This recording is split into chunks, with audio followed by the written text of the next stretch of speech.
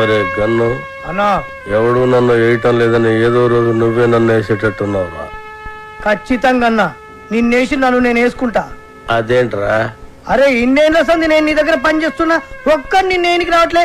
నా డ్యూటీ ఎందుకన్నా వేస్ట్? అన్నా శ్రీశైలం అన్నా, అన్నా శ్రీశైలం అన్నా, అన్నా అన్నా అన్నా పెద్ద ప్రాబ్లం వచ్చి పడిందన్నా. ఏమైందిరా?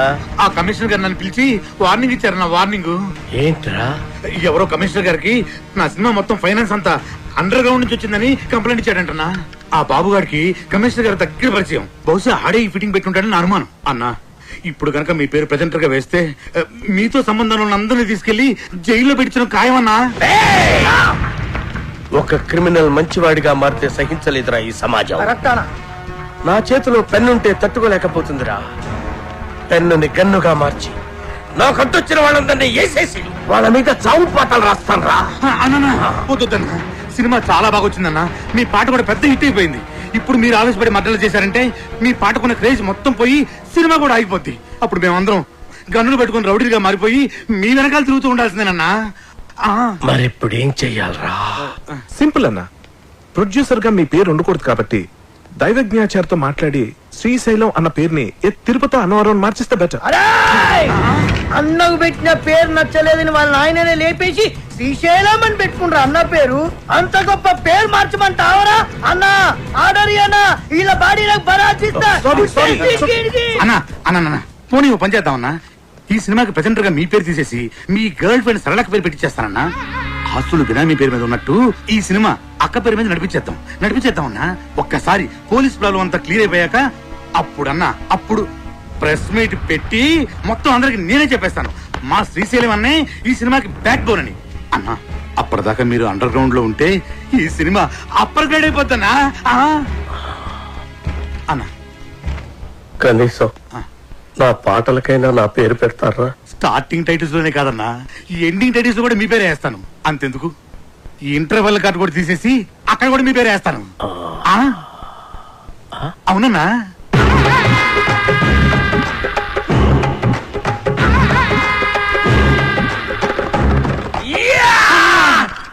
అప్పలరాజు, మన ప్రాబ్లమ్స్ మొత్తం సాల్వ్ అయిపోయినాయ్యా. సినిమా కూడా ఫెంటాస్టిక్. ఇక నెక్స్ట్ రిలీజే. ఇప్పుడు సినిమాకి కావాల్సిన అతి ముఖ్యమైన మనిషి వస్తున్నాడు. అదేంటి సార్, సినిమాకి కావాల్సిన అతి ముఖ్యమైన వ్యక్తి డైరెక్టర్ కదా? కాదప్పలరాజు, డిస్ట్రిబ్యూటర్. ఒంటికన్ గవర్రాజ్ అని ఏపీ స్టేట్ లో #1 డిస్ట్రిబ్యూటర్. ఎంత పెద్ద డైరెక్టర్ అయినా సరే ఆడు తీసిన సినిమాలో ప్రాబ్లం ఏంటని ఆడికే తెలియదు. కానీ ఒంటికన్ గవర్రాజు మనం సంవత్సరం కష్టపడి తీసిన సినిమాని అర నిమిషంలో చూసి అది హిట్టా పట్టా అంతే చేస్తాడు. నీ అడుగుల సవ్వడినై, నీ శ్వాసకు గాలినై, నీ ఊహల భావాన్ని నీతోనే ఉన్నాను నేను. ఇది మాత్రం సీజీ షాట్ సార్. ఈ ఎపిసోడ్ మొత్తం రీరీ కటింగ్ తో ఫిల్మ్. ప్రతి రక్తపు బొట్టులోనూ నీ ప్రతిరూపం. టోటల్ డీటెయిల్స్ సార్ చేయడానికి ఫారెన్ నుంచి వస్తున్నారు. నువ్వే అయిన మరొకరు నేనే దీపక్. ఎలా ఉంది సార్ ప్రోమో? చూసే వాళ్ళకి ఈ ప్రోమోలో ఏమీ లేదనిపిస్తుందా? ఏమీ లేదా? అదేనయ్యా, ఈ సినిమాలో హీరోయిన్ ఉన్నా ఏమి చూపిస్తుందా? చూపించడం ఏంటి సార్? సార్ మన సినిమా ట్రాజడీ సినిమా సార్. మంచి heart touching film sir. Sentimental emotional drama sir. Director, చూసే వాళ్ళకి ఒక హార్ట్ టచింగ్ అయితే సరిపోదులా, అన్ని చోట్ల టచింగ్ అవ్వాలా. అన్ని చోట్ల అంటే అడిగి రావుడు సినిమా ఉండాలా, అందులో జయప్రద ఫైట్ సింగ్ 6 feet జారేసుకుని ఉండాలా. అంతే. Front mass 24 hours all shows with whistles full. 16 ఏళ్ల వయసులో శ్రీదేవి మోకాడు దాకా సేరెత్తులా. అంతే. 16 రోజులు all shows with flowers house full. రాకే సార్, అర్జెంట్ గా ఈ ప్రోమో క్యాన్సిల్ చేసి హీరోయిన్ 4 ఎక్స్పోజింగ్ షాట్లు, 4 హీరో ఫైటింగ్ షాట్లు యాడింగ్ చెయ్యి. అంతే. Full mass. Family romantic songs కూడా యాడింగ్ చెయ్యి. లేకపోతే లేడీస్ ఎక్కడయ్యా? యాజ్ టీజ్ గా డైరెక్టరా, ఈ ప్రోమో కనుక రిలీజ్ చేసావంటే నీ సినిమా 4 వీకులు కాదు, టోటల్ గా వీక్ అయ్యే ఆంధ్ర సీడెడ్ నైజాముల్లో ఎవడు ఒక్కడు కూడా కొనరయ్యా. ఈడేనా స్టేట్ లో ఉండే ఆడియన్స్ అందరికీ రిప్రజెంటేటివా? అలా ఉంటేనే చూస్తారని డిసైడ్ చేయడానికి. అప్పలరాజు, సినిమా అనేది నీకు లైఫ్, వాడికి మాత్రం బిజినెస్. వాడు అలాగే ఆలోచిస్తాడు. అవునులే, హార్ట్ టచింగ్ అంటే మీనింగ్ తెలియనోడికి నా నాయకి వాల్యూ అని తెలుస్తుంది. వాడికి నీ నాయకి వాల్యూ కాదు అప్పలరాజు, వాడుకునే దాంట్లో వాల్యూ ఏముందా అని ఆలోచిస్తాడు. కొని వాళ్ళు ఇలా ఉండబట్టే మనకి ఇన్ని చెత్త సినిమాలు వస్తున్నాయి. ఏది మంచో కాదో వీడికి తెలిసినప్పుడు వీడి కొనే సినిమాల్లో ఒకటి రెండు తప్ప మిగతా ఎందుకు ఫ్లాప్ అవుతున్నాయి అంటే అంటే ఈ క్వశ్చన్ కి ఆన్సర్ లేదని అర్థం. ఎస్ అంటే ఈ క్వశ్చన్ కి ఇదే ఆన్సర్ అని అర్థం. నచ్చితే ప్రాణం పోస్తా, నచ్చకపోతే ప్రాణం తీస్తా. ఎలా సార్ ట్రైలర్? అది పోయేళ్ళ కాకుంటే ఆ పైటి సారి షాట్ ఇంకొక 2 ఇంచెస్ కిందకి సారి ఉంటే థియేటర్ మొత్తం రిపీట్ ఆడియన్స్ అయ్యా. రిపీట్ ఆడియన్స్ వస్తారంటే 2 ఇంచులేం కన్నా 2 గజాలైనా జార్ చేస్తాం. అందుకే నువ్వు పెద్ద డైరెక్టర్ అయిపోయేళ్ళ. ఆ నాయికి సినిమా డైరెక్టర్ అడు వరస్ట్ అయ్యా వరస్ట్. సార్ సెంటిమెంట్ ట్రాజడీ ఉన్న సినిమాకి ఇంతకంటే బెటర్ ప్రోమో ఏం కట్ చేస్తాం సార్? చేయొచ్చేమో అప్పలరాజు, ఒకసారి ఆలోచించు. ప్రోమో కోసం కనిష్కాని కొన్ని షార్ట్స్ వాన్లో పెట్టి తీసి అలాగే కేటీ చేతికో కత్తిచ్చి కొన్ని ఎమోషనల్ క్లిప్పింగ్స్ యాడ్ చేస్తే ప్రోమో కోసం ఆలోచించు. మతుండే మాట్లాడుతున్నావు నువ్వు. సినిమాకి సంబంధం లేని షాట్లన్నీ యాడ్స్ లో వేసి సినిమా చూపిస్తే చూడటానికి జనం ఏమన్నా? అప్పలరాజు, టీవీలో ప్రోమో వచ్చిన తర్వాత చాలా కాలానికి సినిమా రిలీజ్ అవుద్ది. అప్పటి వరకు జనం మెమరీ ఉండదు, డిలీట్ అయిపోద్ది. నీ బ్రెయిన్ ఆల్రెడీ డిలీట్ అయిపోయిందిరా, ముందు చూసుకో. ఇది అప్పలరాజు, ఆడు చెప్పినట్టు ప్రోమో కట్ చేయకపోతే రేపు జనాలు చూడడానికి సినిమానే రిలీజ్ అవుతాయా? ఎందుకు అర్థం చేసుకోవు? నమస్తే సార్, గౌరరాజు గారు. సార్ మీరు చెప్పినట్టే ఆ ప్రోమో చేంజ్ డిస్కషన్ లో ఉన్నాను సార్. వద్దుళ్ళ సార్ థింకింగ్ సైగా అప్పలరాజు కరెక్ట్ అనిపిస్తుంది. అదే ఉంచుళ్ళ. సార్ ఈ రోజుల్లో జనం వెరైటీ కోరుతుళ్ళా. తీసినోడికి అర్థం కాని ప్రోమో సినిమా అడ్వర్టైజ్మెంట్ కి వాడే జనాన్ని థ్రిల్లింగ్ కన్ఫ్యూజన్ లో పెడతాళ్ళా. ఆ సినిమాలే సూపర్ హిట్ అవుతాళ్ళా. ఈ లెక్కన అప్పలరాజు గారి ప్రోమో డైరెక్ట్ గా జనానికి నచ్చడం ఖాయమయ్యా. ఆ మర్చిపోయాళ్ళా, మీ సినిమా ఏపీ స్టేట్ మొత్తం నేనే కొంటున్నానయ్యా. Okay sir, thank you sir. Appalaraju, Gavarraju మన సినిమాని ఏపీ స్టేట్ మొత్తాన్ని కొనేసుకుంటాడయా. ఆ సినిమా నేను క్లోజింగ్ చేసేళ్ళా. ఇప్పుడు మన సినిమా రిలీజింగ్ ఎప్పుడబ్బా? సంక్రాంతికి రిలీజ్ అయిన బాబు గారి సినిమాలన్నీ బ్లాక్ బస్టర్స్ అయ్యాయి. అందుకే కదా మీ డిస్ట్రిబ్యూటర్స్ అంతా బాబుని సంక్రాంతి బాబు అంటారు. కనుక మా సినిమా కూడా సంక్రాంతికే రిలీజ్ అవ్వాలని బాబు గారి కోరిక. సంక్రాంతి రోజున కేటీ గారు, ఇంతకు ముందు నేను తీసిన మనసు విరిగింది వయసు కలిసింది 2 సినిమాలు సంక్రాంతికి రిలీజ్ చేశా. 2 విపరీతమైన సందేశాత్మక చిత్రాలే, మీకు తెలుసు కదా, అయినా ఫ్లాప్ అయ్యాయి. సంక్రాంతికి సెక్స్ సినిమాలు ఆడవు, ఫ్యామిలీస్ వస్తాయి కదా. ఆ బాబు గారి సినిమా కాలు ఎంత బిల్డప్ ఇస్తున్నా సినిమా చెత్తగా ఉందని నాకు 80 రూమ్ ల్యాబ్ నుండి రిపోర్ట్ వచ్చింది. ఆడి సినిమా రోజే మంది రిలీజ్ అయ్యి ఆడి కన్నా బెటర్ టాక్ వస్తే ఆడి సినిమా కన్నా ₹1 ఎక్కువ కలెక్ట్ చేసినా నేను టాప్ హీరో అయిపోయినట్టే. ఎట్టి పరిస్థితుల్లో నాయికి సంక్రాంతి రోజే రిలీజ్ అవ్వాలి. ఇక మనం చేయాల్సిందల్లా పబ్లిసిటీ ఇరగదీయాలంతే. సార్ మన కథే మన పబ్లిసిటీ సార్. ఆ రామ్ గోపాల్ వర్మ గాళ్ళగా కాంట్రవర్షియల్ క్రియేట్ చేసే చీప్ పబ్లిసిటీ మనకొద్దు సార్. మంచి కథ, మంచి పాటలు, హృదయానికి హత్తుకునే సీన్లు ఉన్నాయని చెప్తాను సార్, సరిపోతుంది. కథ, పాటలు, సీన్లు ప్రతి సినిమాలో ఉంటాయి అప్పలరాజు. అందులో ఇంట్రెస్టింగ్ ఉంది. హాలీవుడ్ యాక్షన్ సినిమాల కంటే ఇంట్రెస్టింగ్ మ్యాటర్ ఇందులో ఉందని చెప్పాలి. టీవీ సీరియల్స్ కతుకుపోయే ఫ్యామిలీ లేడీస్ కి అందులో లేని ఇంట్రెస్టింగ్ మ్యాటర్ మన సినిమాలో ఉందని చెప్పాలి. అప్పుడు గాని జనాలు సినిమా థియేటర్లోకి రారు సార్. కానీ అలాంటి విషయాలు మన సినిమాలో లేవు కదా సార్. అప్పలరాజు, నువ్వెంత అమాయకుడు అయ్యా. ఎలాగైతే లేనిది ఉన్నట్టు చెప్పడమే పబ్లిసిటీ. నార్మల్ పబ్లిసిటీ ఇస్తే జనం సినిమా చూడటం లేదు. ఏదైనా కాంట్రవర్సీ ఉండాలి. కాంట్రవర్సీ కొత్తగా ఎఫెక్టివ్ గా ఉండాలి. కులాలను ఏరియా ఫీలింగ్స్ నో రెచ్చగొట్టే విధంగా ఉంది మన సినిమా అని చెప్తే ఏంటి? సూపర్ మామ, మన సినిమా గురించి అసెంబ్లీలో కొట్టుకోవడం, తిట్టుకోవడం జరగాలి. రిలీజ్ అయిపోతే క్షమాపణ చెప్దాం. అప్పటికి కాదంటే సీన్ తీసేద్దాం. తర్వాత అవే సీన్స్ ఇంటర్నెట్ లో ఫ్రీగా పెడతాం.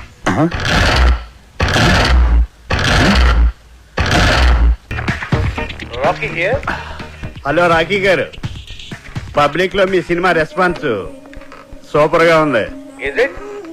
పబ్లిసిటీ అదిరిపోయిందండి.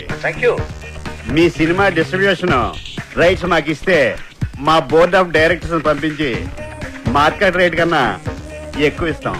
మా సినిమా ఆల్రెడీ బిజినెస్ అంతా అయిపోయిందండి. ఒంటికన్ను గవర్రాజు మా సినిమా ఏపీ స్టేట్ మొత్తానికి తనే కొనేసుకున్నాడు. You are too late. Better luck next time. నేను ఎప్పుడు లేటే. అప్పలరాజు, ఆ డేటాబేస్ గాడు ఇప్పుడు మన కాళ్ళ దగ్గరికి వచ్చేసాడు. రాకీ గారు, ఒంటికన్ గవర్రాజ్ మన సినిమా కొంటలేదు, ఆ బాబు గారి సినిమా కొంటున్నట్ట. ఇది మనం ట్రాప్ చేయడం కోసం ఆ వై వెంకట్ బాబుగాడు గవర్రాజు కలిపి ఆడిన పన్నాగం. మరి ఇప్పుడు మన సినిమా రిలీజ్ ఎలా సార్? పోనీ మనం వేరే డిస్ట్రిబ్యూటర్ ఎవరితో మాట్లాడితే? ఆ ఒంటి కన్ను గవర్రాజు కొనలేదంటే మన సినిమా వేరే డిస్ట్రిబ్యూటర్ ఎవడు కొనడయ్యా. కేవీ రెడ్డి గారు, బిఎన్ రెడ్డి గారి కాలంలో ఇలాంటి నమ్మక ద్రోహాలు వెనుపోట్లు ఉండేవి కాదు సార్. ఈ సినిమా రిలీజ్ అవ్వకపోతే ఎంత వర్క్ చేసినా వర్క్ వేస్ట్, టైం వేస్ట్. అండలమ్మ తల్లి నీకు 100 కొబ్బరికాయలు కొడతాను. ఎలాగే నీ సినిమాని రిలీజ్ చేయమ్మా. సార్ మనం ఇప్పుడు ఏం చేయాలి సార్? ఆ డేటాబేస్ గడే గతి.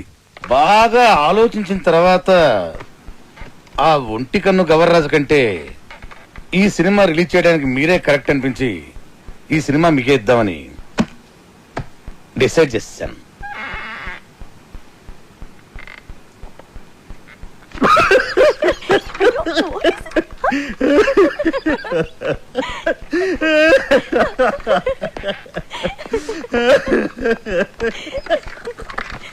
ఏంటండి నవ్వుతారు? చెప్పండి సార్. అరే నవ్వుతారేంటండి? ఒంటి కన్ను గవర్రాజు మీ సినిమా కొనకుండా చెక్అవుట్ అయిపోయాడని ముందే మాకు ఇన్ఫర్మేషన్ వచ్చింది.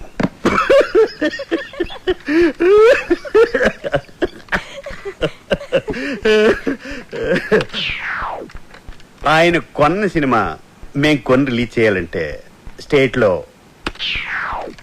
70%, ఓవర్సీస్ లో 80% షేర్ మాకు కావాలి. ఇది నిజంగా blackmail sir. This is blackmail. Cinema అంటేనే చీటింగ్. రిలీజ్ కు ముందు తీసేవాడిని చీట్ చేస్తారు, రిలీజ్ అయ్యాక చూసేవాడిని చీట్ చేస్తారు.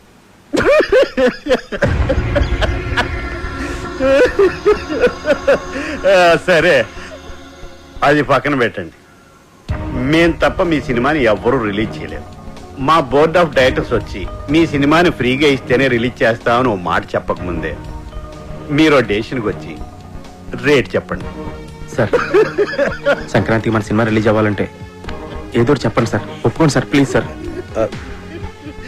సార్ సంక్రాంతికి రిలీజ్ చేస్తే బాగుంటుందేమో అండి. సారీ సార్, సంక్రాంతి రిలీజ్ చేయలేం. సమ్మర్ హాలిడేస్ కి ఓకే. సంక్రాంతి ప్రాబ్లం ఏంటి సార్? బాబు, వై వెంకట్ కాంబినేషన్ లో వచ్చే సినిమా మీద మీ సినిమా రిలీజ్ చేయడం కంటే సంతలో నెగిటివ్ అమ్ముకోవటం బెటర్.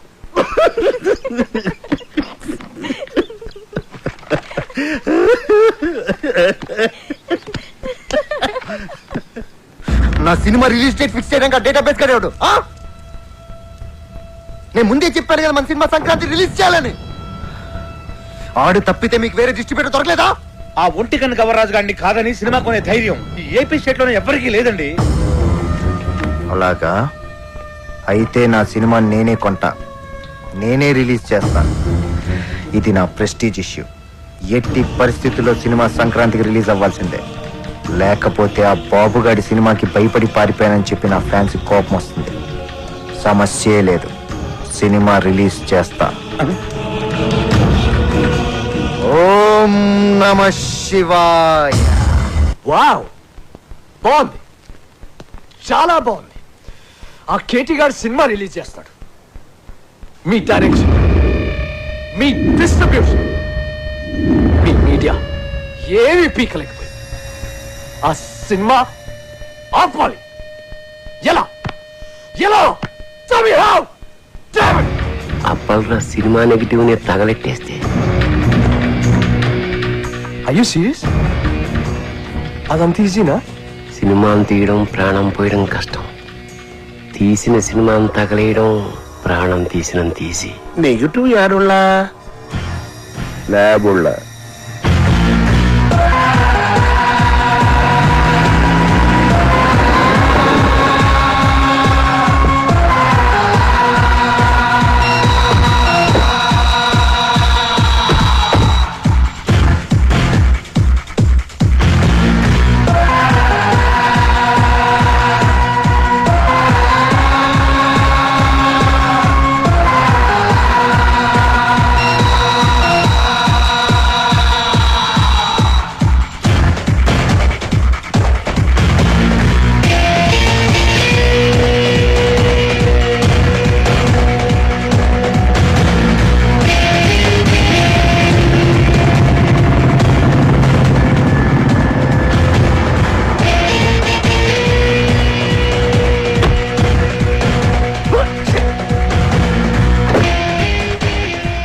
అన్న వచ్చారా? అలాగే వచ్చేసారు అన్న. నమస్తే నమస్తే అన్న. రింగు రోడ్డు కాడ పాట చూపిస్తానన్నావని మా వాళ్ళని తీసుకొచ్చి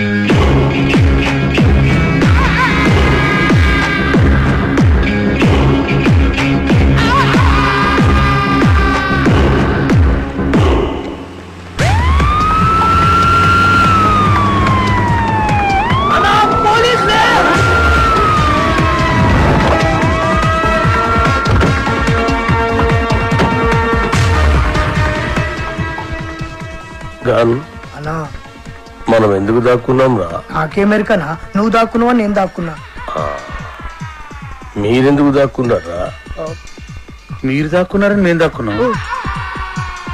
నేనెందుకు దాక్కున్నాను రా? అదే కదా అని అడిగేది.